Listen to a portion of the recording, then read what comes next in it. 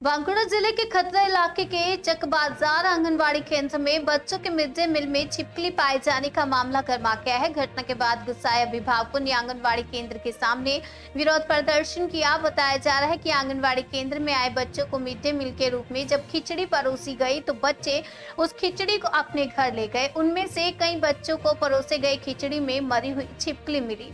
घटना की खबर इलाके में आग की तरह फैल गई। इसके बाद अभिभावकों ने आंगनबाड़ी केंद्र में जाकर विरोध प्रदर्शन किया और मिड डे मील में परोसे गए खिचड़ी को खाकर 2 बच्चे अस्वस्थ हो गए। उन्हें अस्पताल में भर्ती कराया गया है। बाद में पुलिस और स्थानीय अधिकारी के हस्तक्षेप से मामले को फिलहाल शांत कर दिया गया है।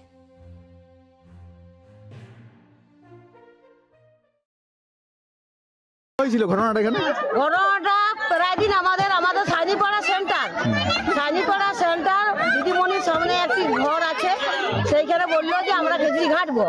তাহলে ওইখান থেকে আমরা খাবার দাবার নিয়ে আসি। খাবার নিয়ে এসে আমার ছোট ছোট লাতিকে খাওয়ানো হয়। প্রায় দিন দেখুন আরশোলা বেরিয়ে এই সাবান নুন বলে সাবান গুঁড়ি দিয়ে দেয়। তাতে আমাদের পাড়ায় এসে হাত জোড় করেছে, আমরা ক্ষমা করে দিয়েছি, কিন্তু বারবার তো ক্ষমা করে দেওয়া যায় না।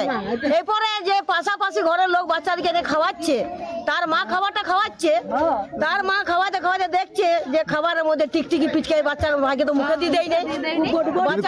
খাবার খেয়েছে, খাবারটা মুখে দিতে পারে না, দেখে নিয়েছে তার আগে খাবারটা দেখে নিয়েছে। তাহলে মা হয়ে খাওয়াতে পারে কি? আর অন্য কেউ বাচ্চা খেয়েছে? অন্য 2 জন খেয়েছে, পাড়ার আবার 2 জন খেয়েছে, একটা ডেলিভারি মানুষ খেয়েছে আর তার ভাই খেয়েছে।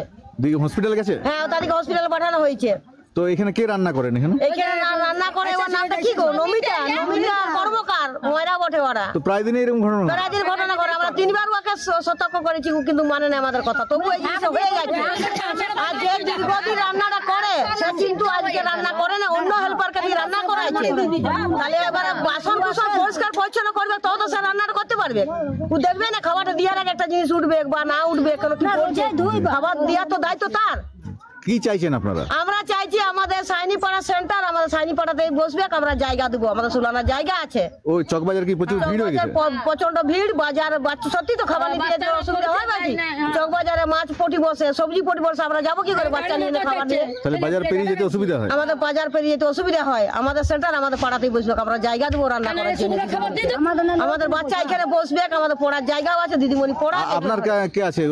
আমার সেন্টারে 2টো আমার নাতনি আছে, মিষ্টু সাইনি আছে, দুষ্টু সাইনি আছে। আমার 2টো নাম। আমার নাম পরি সাইনি। দাদা কি হয়েছিল এখানে ঘটনাটা? আইসিডিএস এর খিচড়ি মেয়েটা লেগেছিল, খাবার খাইছে, তো আমাকে ফোন করছে, আমি বাজার আছি, যে খাবারের টিকটিকি পড়ে গেছে। আমি বিভ্রান্ত হয়ে বাজার থেকে ঘর যেয়ে যে বাচ্চাটা হসপিটালে নিয়ে যায়। হসপিটালে সেরকম কিছু হয়নি?